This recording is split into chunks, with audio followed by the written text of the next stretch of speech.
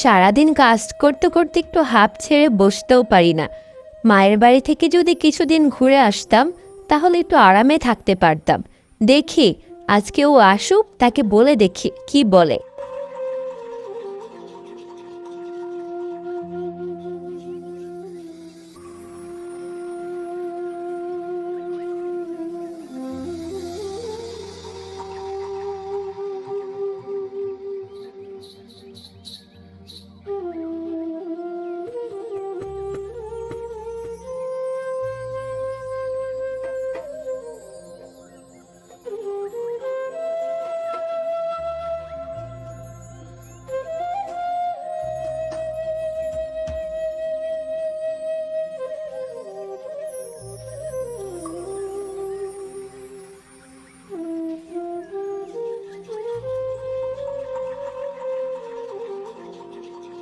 জি গো, কোথায় গেলে তুমি? সারাদিন কাজ করে বাড়িতে ফিরলাম, ক্লান্ত শরীর। দুপুরে খাবার দাও, খেয়ে দেয় তাও ঘুম দেয়।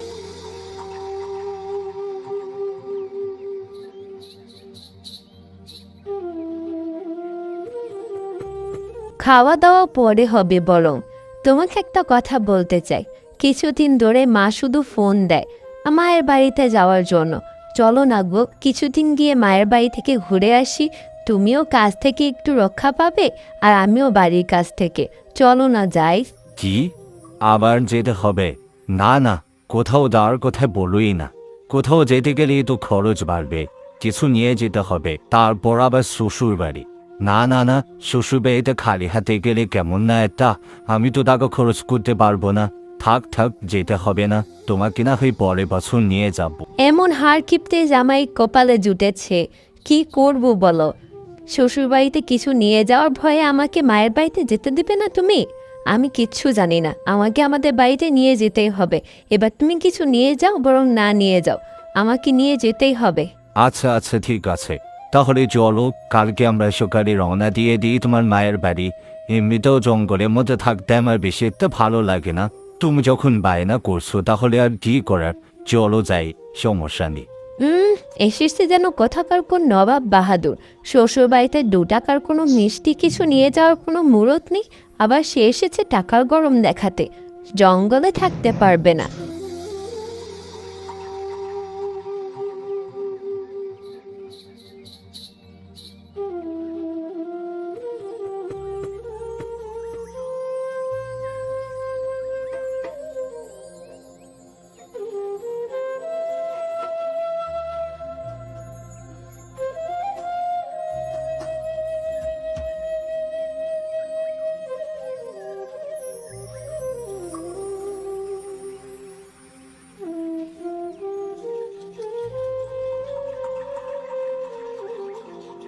এই কি, তুমি দেখে আমাকে হাঁটিয়েই নিয়ে চলেছ? আমার বাপের বাড়ি কি পুরো রাস্তা হাঁটিয়ে নিয়ে যাবে নাকি? কিপটে দেখেছি, কিন্তু তোমার মতো হাড় কিপটে আমি জীবনেও দেখিনি। আহলে পাগড়ি মেয়ে, এটা কিপটে মেয়ে না, এটা হচ্ছে টাকা বাঁচানো। আর টাকা বাঁচালে তো সংসারে আয় উন্নতি হবে, তুমি সুখে থাকবে। আর সকাল সকাল যদি হেঁটে কোথাও যাও তাহলে শরীর স্বাস্থ্য ভালো থাকবে। তোমার মায়ের বাড়ি তো আর বেশি দূরে না, এখান থেকে এখানে হেঁটেই চলে যেতে পারবো। এখান থেকে এখানে না, অনেকটাই দূরে। কি আর করব, কপালে যখন জুটেছে, চলো হেঁটেই চলো, আমার তো মায়ের বাড়ি যেতেই হবে।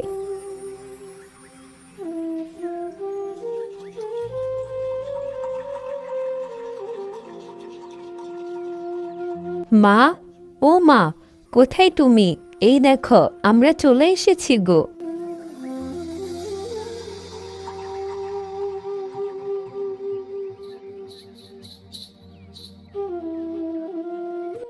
আরে জামাই বাবা জীবন, মা, তোরা কেমন আছিস? কতদিন পরে তোদের দেখলাম। সেই যে গেছিলি, আসার তো কোনো নামই নিস না। পুরো মাটাকে তো তোরা ভুলেই গিয়েছিস। আসো আসো জামাই বাবা জীবন, ভেতরে আসো, ভেতরে গিয়ে বসো। আর হ্যাঁ, যাও যাও, তুমি ভেতরে যাও, মা তোমার জন্য নাস্তা নিয়ে আসবে। আমরা ভালো আছি মা, তুমি কেমন আছো?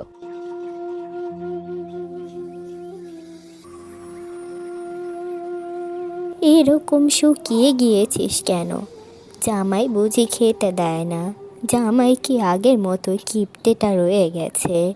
কি দেখেছে বিয়ে দিয়েছিলাম, শ্বশুর বাড়ি এসেছে এতদিন পরে, খালি হাতে চলে এসেছে।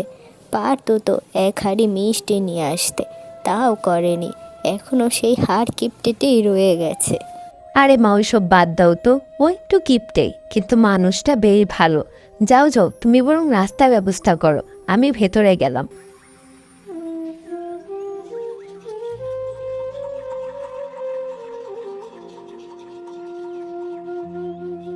মেয়েটা আমার কথা পাত্তাই দিল না।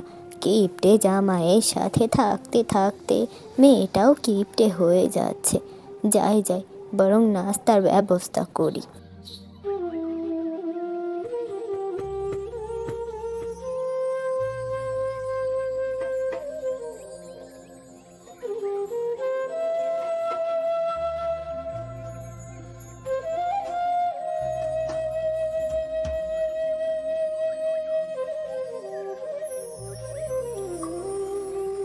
শোনো না, একটা কথা চিন্তা করেছি। এতদিন পরে বাড়িতে আসলাম, মায়ের জন্য তো কিছু একটা কিনে আনতে হয়, তাই না? আর সামনে যেহেতু শীতও পড়েছে, আমি ভাবলাম মায়ের জন্য শীতের কোনো জামা কিনে দিই। বাজার তো কাছে, তুমি একটু যাও না, গিয়ে মায়ের জন্য শীতের কিছু জামা কাপড় কিনে নিয়ে আসো। এতে মাও খুব খুশি হবে আর তোমারও সম্মান বেঁচে যাবে। কিছু তো কিনে দিতে পারবে মাকে। আর আমাদের এলাকার মা কাকিমারা বাড়িতে এসে জিজ্ঞেস করে নতুন জামাইকে কিছু কিনে দিল কিনা। পরে তো মার মান সম্মান নিয়ে টানাটানি পড়ে যাবে, আর তোমারও।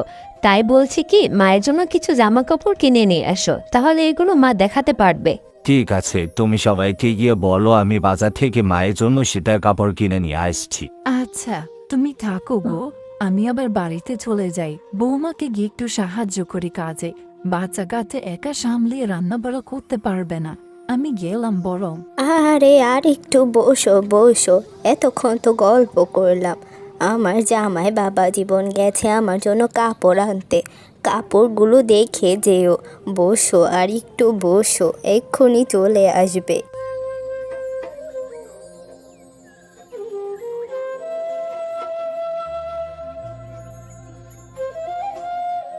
এই দেখুন মা, বাজার থেকে আপনার জন্য নতুন কাপড় নিয়ে এসেছি। দেখুন দেখুন। ছি ছি জামাই, এটা তুমি কি করলে? শেষে কিনা শাশুড়ির জন্য একটি ব্লাউজ।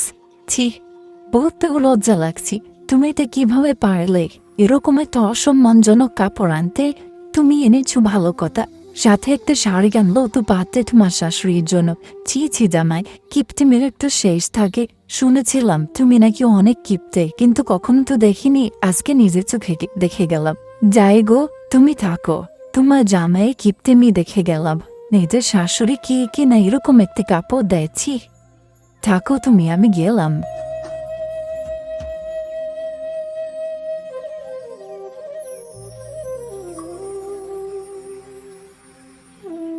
এটা তুমি কি করলে জামাই?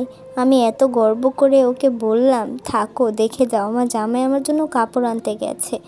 পাড়ার লোকজন জানলে আমার মান সম্মান কিছুই থাকবে না, আর ও নিশ্চিত পাড়ার সবাইকে ভুলে বেড়াবে। তুমি এটা কি করলে? ছি ছি জামাই, তোমার কাছ থেকে এটা আশা করিনি।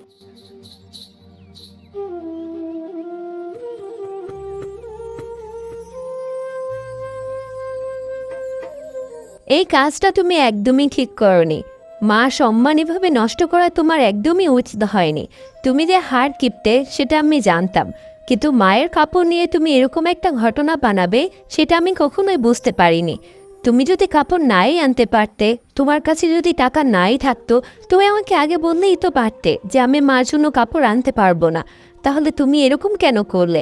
মার জন্য শেষে একটা ব্লাউজ পিস এনেছো? চিহ, আমি এটা তোমার কাছ থেকে কখনো আশা করিনি।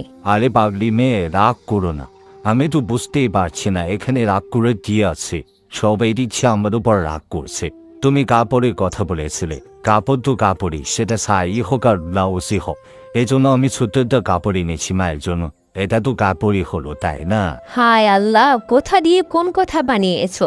এভাবে যদি খরচ করা অভ্যাসটা থাকতো তাহলে তো আমি খুশি হতাম। তোমার মতো কিপ্টে স্বভাবের লোকই সারাদিন কিপ্টেমির অভ্যাসই থাকে। সারাদিন কীভাবে টাকা বাঁচাবে সেই চিন্তাই করো। তোমার মাথায় এগুলো ঢুকবে কিভাবে? কোনটা সম্মানজনক আর কোনটা অসম্মানজনক? আচ্ছা যাই হোক, যা হবার তা হয়ে গেছে। এবার শোনো মন দিয়ে আমি কি বলছি। যদি তুমি এটা পারো তাহলে আগেই বলে দেবে, আর যদি না পারো তাহলে এখনই না করে দেবে।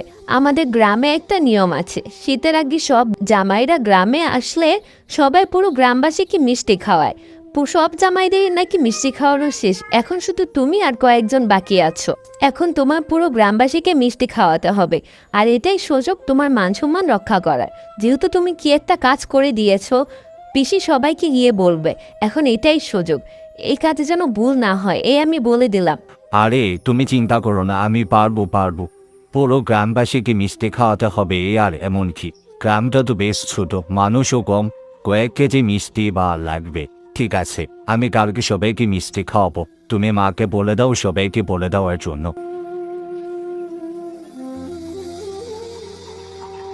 এই নাও বাবারা, বৌমারা, তোমরা সবাই মিষ্টি খাও। তাড়াতাড়ি মিষ্টি মুখ করো, পরে আবার বাড়িতে যেতে হবে। কই জামাই, মিষ্টি কই? মিষ্টি তো দেখতেই পারছি না। মিষ্টি দাও, মিষ্টি মুখ করে সবাই মিলে। আরে ঠিকই তো, মিষ্টি কোথায়? এটা তো দেখছি চিনি। হ্যাঁ, মা বলেছিল গ্রামে নিয়ম অনুযায়ী সবাইকে নাকি মিষ্টি মুখ করাতে হয়। তাই তো চিন নিয়ে আসলাম মিষ্টি মুখ করানোর জন্য। রসগোল্লা দিয়ে যে মিষ্টি মুখ করাতে হবে এমন তো কোনো কথা নেই, এই চিনি দিয়েও তো মিষ্টি মুখ করা যায়। তাই আমি গ্রামে সবার জন্য চিনি এনেছি। নিন সবাই চিনি খান আর মিষ্টি মুখ করুন। কি, সবাই যে চিনি খাওয়াবে? চিনি তো আমরা বাড়িতেই খেতে পারি, তাহলে এখানে কেন আনলাম? দাদিমা, এটা কেমন অপমান হলো আমাদের। সবাই যে পাড়ার সবাই যে একসাথে রেখে এসে চিনি খাওয়াচ্ছ রসগোল্লার নাম করে। আমরা কি এতটাই খাওয়ার জন্য পাগল হয়ে গিয়েছিলাম? তুমি যদি নাই খাওয়াতে পারতে তাহলে আমাদের ডাকরি কেন? এটা কেমন অসম্মান? তুই আবার আমার অসম্মান করলি জামাই? তোর মতো জামাই আমার দরকার নেই। আজকে তোকে হাতে পেলে তোকে আর ছাড়ছি না। আমার মান সম্মান তুই প্রতিদিন শেষ করে দিচ্ছিস।